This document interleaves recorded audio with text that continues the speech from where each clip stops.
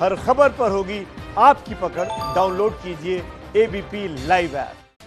तो कानपुर एनकाउंटर के बाद गैंगस्टर विकास दुबे के साथ पुलिस वालों की मिली भगत के अब आरोप लग रहे हैं और इस मामले में कई पुलिस वालों को सस्पेंड भी किया गया है। यहां तक कि एसटीएफ के डीआईजी अनंत देव पर भी आरोप लग रहे हैं और वो आरोपों के घेरे में है। अब इन आरोपों की जांच के लिए लखनऊ की आईजी लक्ष्मी सिंह को कानपुर भेजा गया है। लक्ष्मी सिंह इस मामले की जांच के लिए बिल्हौर के सीओ ऑफिस में है। वो सीओ ऑफिस के स्टाफ से पूछताछ कर रही है। शहीद सीओ देवेंद्र सिंह बिल्हौर में ही तैनात थे। मेरे सहयोगी संजय त्रिपाठी इस वक्त हमारे साथ फोन लाइन पर जुड़ चुके हैं। संजय, एक पूरा का पूरा अमला वहां पर भेज दिया गया है इसकी छानबीन करने के लिए कि कहां है ये शख्स, कहां ये गैंगस्टर्स और ये गैंगस्टर और कहां किसके साथ इसकी मिली भगत थी। सारे बड़े लोगों को कह दिया गया है कि तब तक वापस हेडक्वार्टर नहीं आएंगे जब तक सॉल्व नहीं कर लिया जाता केस। बिल्कुल रूबिका, देखिए यहाँ पर सर्च ऑपरेशन इस समय चलाया जा रहा है। बिकरू गांव जहाँ का विकास दुबे रहने वाला था, लखनऊ से जो आईजी लक्ष्मी सिंह आई हैं उनके नेतृत्व में तमाम कार्रवाई हो रही है। इसके अलावा इस बात की भी जांच हो रही है कि आखिरकार अगर सीओ बिल्हौर ने कुछ पत्र लिख करके एसओ चौबेपुर के बारे में जानकारी दी थी तो उनको गंभीरता से क्यों नहीं लिया गया। तो कई पहलुओं पर जांच चल रही है, कार्रवाई चल रही है। सर्च ऑपरेशन के दौरान आसपास के जो रिश्तेदारों के मकान है विकास दुबे को और जिन घरों की छतों से फायरिंग हुई थी उन सभी घरों में जाकर के पुलिस एक एक जगह जाकर के छानबीन कर रही है। जो दस्तावेज, कागजात, जो भी सबूत मिल रहा है पुलिस को वो जब्त किया जा रहा है। और मैं मौके पर इस वक्त खड़ा हूँ, काफी संख्या में पुलिस बल लाया गया है।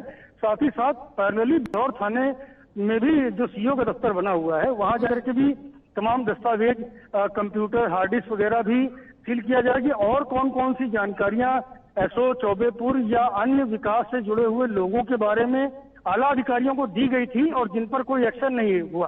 तो ये दोनों पहलू लगातार एक साथ चल रहे हैं। एक तो विकास पर शिकंजा लगातार कसा जा रहा है और साथ ही दूसरी तरफ जो आनंद देव तिवारी तत्कालीन एसएसपी थे उनके द्वारा जो संज्ञान नहीं लिया जाता शिकायतों को, उसको भी देखा जा रहा है, उसके भी सबूत जुटाए जा रहे हैं। जी रुक, परिवार वालों को तो इस बात पर भरोसा नहीं हो रहा है ना कि जिनके खिलाफ जांच होनी है वही उस जांच में अगुवाई कर रहे हैं, यानी एसटीएफ के डीआईजी का मैं जिक्र कर रही हूँ। आप बने रहिए मेरे साथ संजय। लेकिन कानपुर के बिखरू में 8 पुलिसकर्मियों की हत्या का आरोपी विकास दुबे है कहां, किसी को नहीं मालूम है। पुलिस नेपाल सीमा से लेकर अलग अलग राज्यों में लगने वाली सीमाओं पर पूछताछ कर रही है और फिलहाल 100 घंटे से ज्यादा का वक्त बीत चुका है, लेकिन विकास का कोई सुराग अब तक पुलिस को नहीं मिल रहा है। अब पुलिस ने विकास दुबे के 12 सहयोगियों की लिस्ट जारी की है।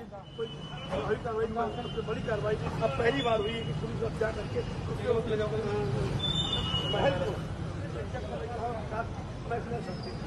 देखने वाली बात पुलिस हाउस क्या बरामद करने आई है, क्या पुलिस भी अब यहाँ पे अंदर जा रही है, देख सकते हैं आप।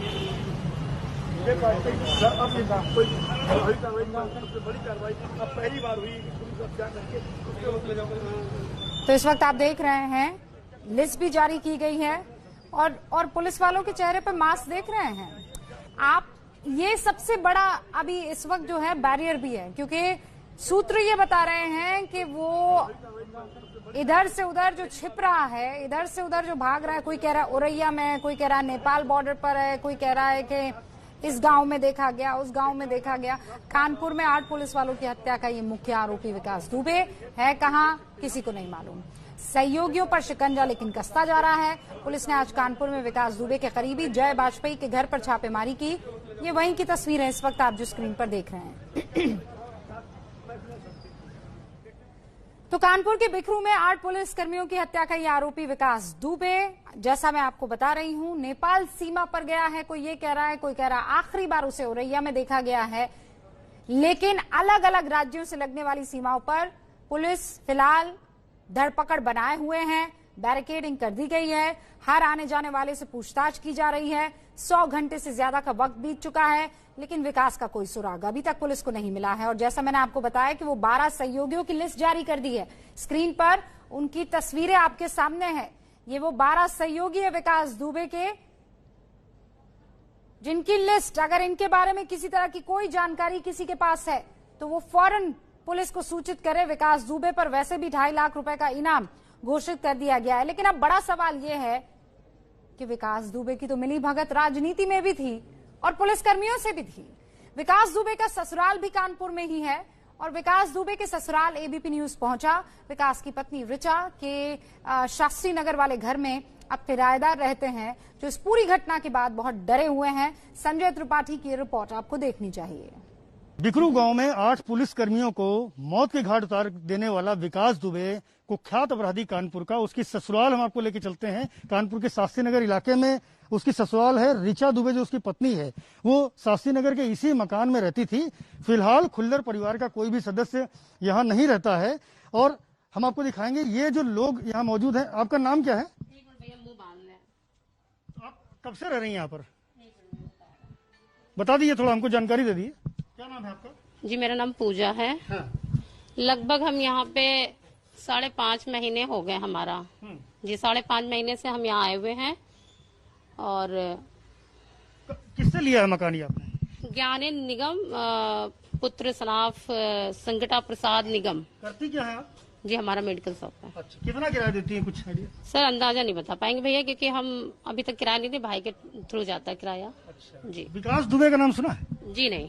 राजू खुल्लर का? जी, इस समय जब वो देख रहे, समाचार देख रहे, तो सर हमें मतलब पता चला है। अच्छा, आपको ये नहीं पता कि ये ससुराल है विकास दुबे का? ऋचा दुबे यहीं की रहने वाली? भैया पता होता तो हम लोग शायद यहाँ कभी आते नहीं। जी, जानकारी होती तो ऐसा नहीं है कि डर लगता है नहीं आते हैं, लेकिन हमें कोई जानकारी नहीं थी यहाँ पे और किसी ने बताया नहीं। हमें तब पता चला जब यहाँ की फोटो पेपर में निकली है, तब हमें जानकारी हुई कि ये मकान शायद उनकी ससुराल है। तब से हम लोग को भी थोड़ा डर लग रहा है और कुछ नहीं। साफ तौर पर आप देख सकते हैं कि विकास दुबे के नाम से लोग डर जाते हैं। अखबारों में जब ये फोटो छपी कि ये मकान विकास दुबे का ससुराल है, तो ये लोग आतंकित हैं, भयाक्रांत हैं। इनको लगता है कि कहीं विकास दुबे से इनकी कोई दुश्मनी रंजिश ना हो जाए या फिर पुलिस कहीं पूछताछ करने इनके पास ना आ जाए। ये वो घर है, उसका आंगन है, जहां ऋचा दुबे जो विकास की पत्नी है वो बड़े छोटे से लेकर के बड़ी हुई है। और शास्त्री नगर ऐसा इलाका है जहां एक वक्त था जब तमाम बड़ी बड़ी आपराधिक वारदातें होती थी, तमाम बड़े अपराधी यहाँ रहते थे और तभी विकास का यहाँ पर आना जाना होता था। और राजू खुल्लर जो उसका साला बताया जाता है, वो भी विकास के साथ तमाम अपराधों में शरीक रहा है। कैमरामैन फैसल के साथ Sanjay Tripathi, ABP news, Kanpur. In fact Sanjay Tripathi जो हैं इस वक्त हमारे साथ बने हुए हैं, लेकिन विकास दुबे के ससुराल में रह रहे किराएदारों को उसकी आपराधिक छवि का पता नहीं था। एबीपी न्यूज ने ससुराल के पड़ोसियों से बात की, जिन्होंने ये बताया कि कैसे विकास और ऋचा संपर्क में आए थे। विकास दुबे का ससुराल कानपुर के शास्त्री नगर इलाके में था और उसकी पत्नी ऋचा दुबे का पूरा बचपन कैसे बीता, इस बारे में पड़ोसियों से उनके बात करेंगे। आपका नाम बता दें। पंकज सिंह। पंकज जी, ऋचा दुबे विकास दुबे की पत्नी थी, वो यहीं इसी मकान में पली बढ़ी हैं। हाँ। क्या देखते रहे हैं आप लोग? विकास का कब से आना जाना हुआ है यहाँ पर? विकास का करीबन 2000 से पहले आना जाना था। अच्छा। हाँ, आने जाने के बाद शादी हुई। अच्छा, तो मतलब संबंध उसके राजू खुल्लर से थे, जो ऋचा का भाई था। हाँ, जो ऋचा का भाई था। अच्छा, तो राजू से दोस्ती कैसे हुई, मतलब उसकी इसकी जानकारी नहीं होगी। कैसे जुड़ा राजू ये खुल्लर उनसे? हाँ, खुल्लड़ भी अपराधी किस्म का था। अच्छा। हाँ, इस वजह दोनों लोगों में अच्छा, बता हो गई। हाँ।